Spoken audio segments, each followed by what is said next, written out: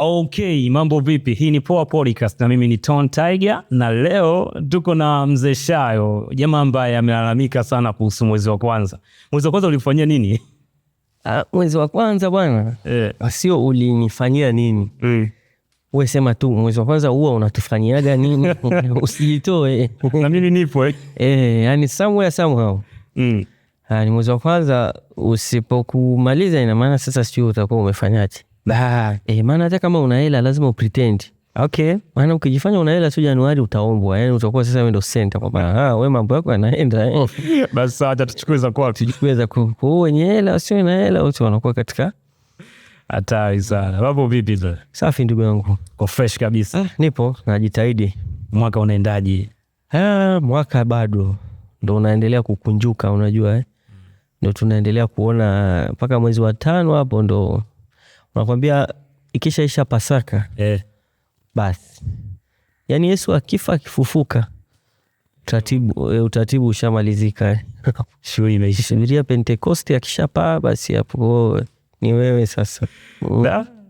Hatari. So hapa tunazungumzia masuala ya utalii lakini pia na maisha. Unajua utalii ni maisha pia. Sasa tuanzie hapa. Nilikusikia ukisema kwamba leo wajinga tumethaminika. Leo wajinga tumekumbukwa. Hii ilikuwa kwenye tuzo za wachekeshaji. Skati hapa. Comedy ni ujinga kwa sababu yani sio ujinga ni ujinga. Lakini unajua comedians wakiwa wanafanya comedy au tukiwa tunafanya comedy, ukiona mtu amefanya vizuri sana, amechekesha sana, amefanya comedy sana, ili kusifia sema jamani mjinga sana. Huyo jamaa unajua ni mjinga sana Kwa hiyo sifa yetu ni kuonekana wajinga zaidi, lakini ujinga ni akili. Kwa hiyo ni nickname tu. Na inaonekana kwamba wachekeshaji wengi ni wasomi pia. Wengine wamesoma kawaida, wengine wamesoma sana, wengine nini. But when it comes to talent bro, talent ni talent tu. Okay, mimi binafsi nimekufahamu kupitia Chekatu, naamini watu wengi pia walikufahamu kutokea hapo. Kwa ambao hatujui mwanzo ulianzaje, hivi uligundua lini una kipaji cha kuchekesha, uchekeshaji wima, na hizi harakati zilianza lini? Muda mrefu. Yani unajua kugundua siwezi kujua exactly ilikuwa ni lini. Lakini nilijikuta tu siko sawa. Unajua tunakuwa kwenye mazingira tofauti, especially kwenye mazingira yetu ya Kiafrika, Kitanzania.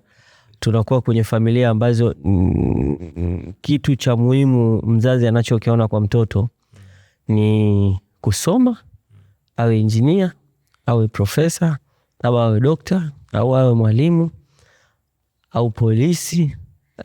Akishindwa sana utasikia mtafutieni ufundi. Aende ufundi au aende garage. Lakini kwa mzazi wa Kiafrika kuwa na concern kwamba mtoto atakuja sawa, atasoma au hatasoma au atafanya, lakini atakuja kuwa comedian au atakuja kuwa artist, ni 0.001 ya mzazi. Labda sasa hivi au wajinzie hiyo tunakuwa tuihesabu sana. Yani inakuwa haipo, inaibuka tu kwamba mzazi mwenyewe anasema mimi nilikuwa sijui kama ana kipaji, kumbe nalipa. Yani sisi tumekuwa kama ni mzazi tu anakuona tu kwenye TV. Ambia nimekuona kwenye TV, ni nini unafanya? Unafanya ujinga, umevaa. Anambia niko unafanya comedy. Unaanza kumuelezea pale na nini. Lakini ni exposure tu inakuwa ni ndogo. Lakini pia na sisi pia tunakuwa hatujui hata. Unajua hata wewe sidhani kama nikikuuliza ulivyozaliwa ulikuwa unajua unakuja kuwa nani. Pengine ulikuwa unataka kuja kuwa rubani. Lakini huko hapo unaniuliza maswali. Umeniita unaniuliza tu maswali. Ndio kazi yako. So hizi harakati zilianza lini sasa? Zilianza mwanzo. Nilipotokea neno. Zilianza rasmi 2017 officially, kwamba ndo nimeanza kufanya stand up comedy.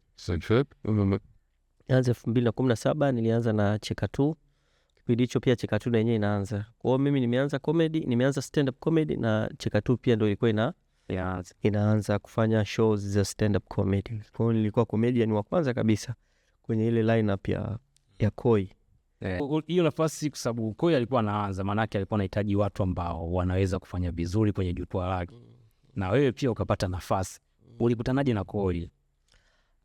Koi mimi nilikuwa sifahamia, nilikuwa namuonaga tu kwenye ma-event ya Chacha, alikuwa dancer. Yani Koi naye sijui amekuwa yule Mungu sana, sijui amejipinduaje akaja kuwa comedian, lakini alianza kama dancer. Kwa mfano kama ukifuatilia kipindi Mheshimiwa Paul Makonda alikuwa ni mkuu wa wilaya Kinondoni, alianzisha kitu kinaitwa Kinondoni Talent Search ile. Kwa hiyo alienda pale kama dancer. Okay. Alienda pale kama dancer, lakini tamasha limeisha akaja kama comedian. Ni maisha ya Kiafrika, watu wanajaribu kila kona, lakini ni kitu kizuri alichokibuni kwa kuanzisha ile Cheka Tu na sisi tukajoin. Kuna mshua mmoja alinikutanisha naye, mshua wangu mmoja aliniona huyo mshua, akaona kama nina kitu, afu akaona the only person ambaye naweza nikaungana naye kwa kipindi kile ni Koi, kwa sababu ndo alikuwa ana stage, ndo alikuwa ameanzisha ile stage, alikuwa ameshafanya mara ya kwanza, kwa mimi nikaenda kufanya naye akiwa anafanya mara ya pili. Nafikiri show ya kwanza alikuwa anafanya ilikuwa ni birthday yake, siku ya birthday ndo akaamua afanye show ya stand up. So Cheka Tu ilianzia kwenye birthday ya Koi. Navutia sana. Hapo ulikuwa ushawahi kusimama mbele za watu kuchekesha kwenye umati wa watu wengi, au ile ndio ilikuwa mara ya kwanza? Nimeshawahi kusimama mbele ya watu kufanya ujinga, lakini sio kuchekesha, yani kwamba ni stand up comedy. Yani nishawahi kufanya maigizo ya majukwani kwenye matamasha ya Pasaka, Insta conferences zile. Nishawahi kufanya sana. Nishawahi mimi darasa la 3 nilishinda tuzo ya mwigizaji bora. Nikapewa taa ya Chemli. Kwa hiyo sasa hivi watu wanashindania tuzo, mimi nishashinda mapema. Nishashinda taa ya Chemli. Ipo ilikuwa ina mafuta taa. Amna utambi uliisha. Hatari sana. So sasa hivi tunaona kuna majukwaa tofauti ya uchekeshaji wima.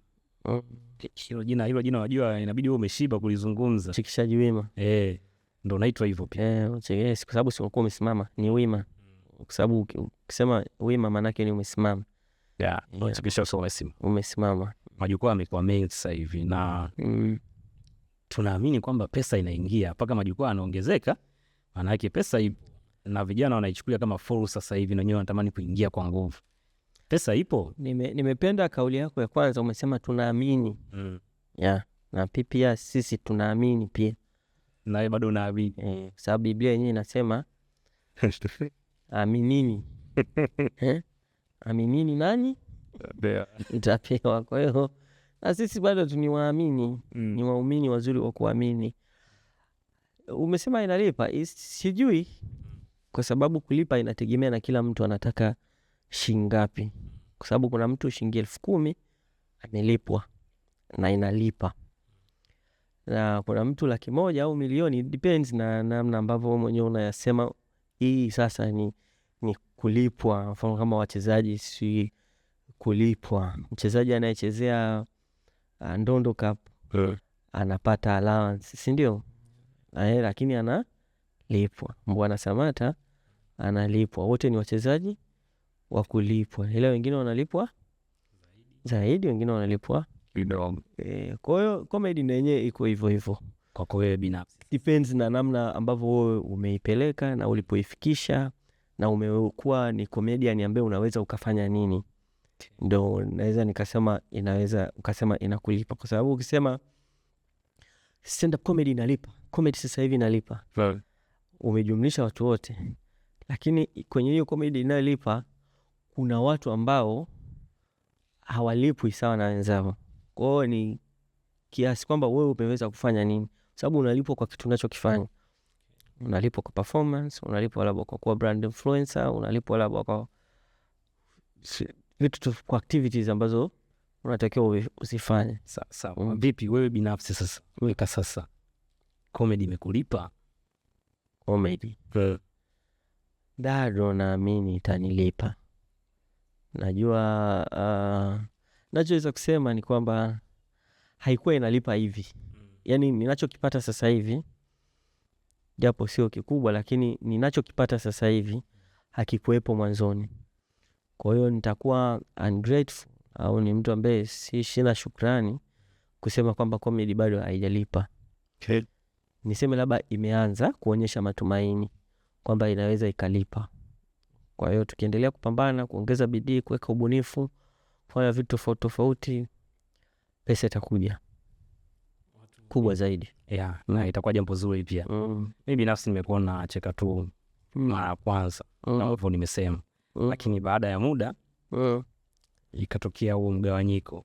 Kaona upande mwingine na upande wa Cheka Tu, watu baki na Cheka Tu, tuachane na hayo yote, tukaendelea. Lakini baadaye wewe pia tukaacha kukuona kwenye Cheka Tu. Kilitokea nini wewe kwako?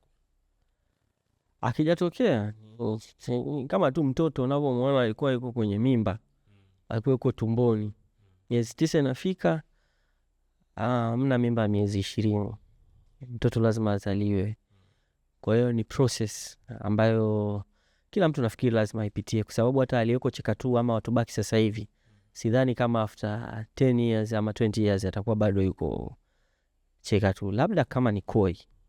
Lakini kama si umiliki wa ile platform, lazima utatakiwa ukue, upate experience nyingine tofauti tofauti, kwa sababu ili uwe bora as a stand up comedian lazima uwe umefanya stage tofauti tofauti, umeperform kwenye audience inafanya uwe bora zaidi. Kwa hiyo hakukuwa na shida yoyote, ni part tu ya kukua, sababu Cheka Tu ina vision yake, ina utaratibu wake, na ina mahali ina aim kwenda.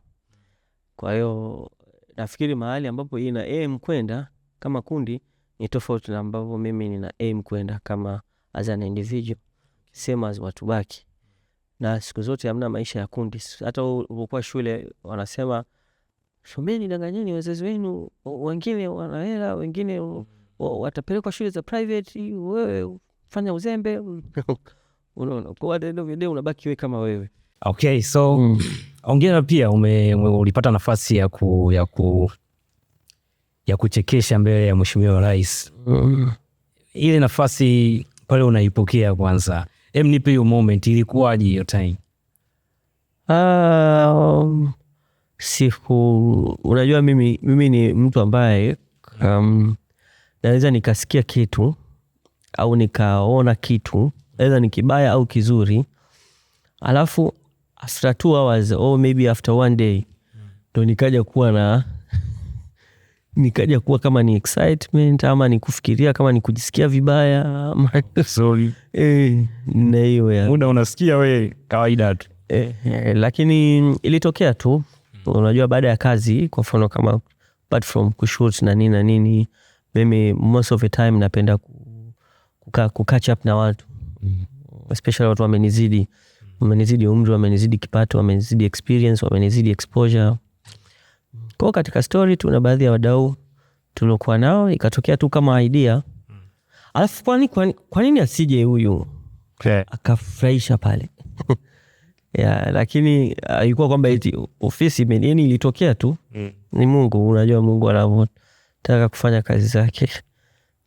Kwa hiyo ilitokea tu kati ya sehemu tulikuwa tuna catch up na nini, na wadau wangu wakaona sio mbaya, nikashiriki. Kwa ile ilivyokuwa naenda kuperform mbele ya Mama Samia, inakuja kesho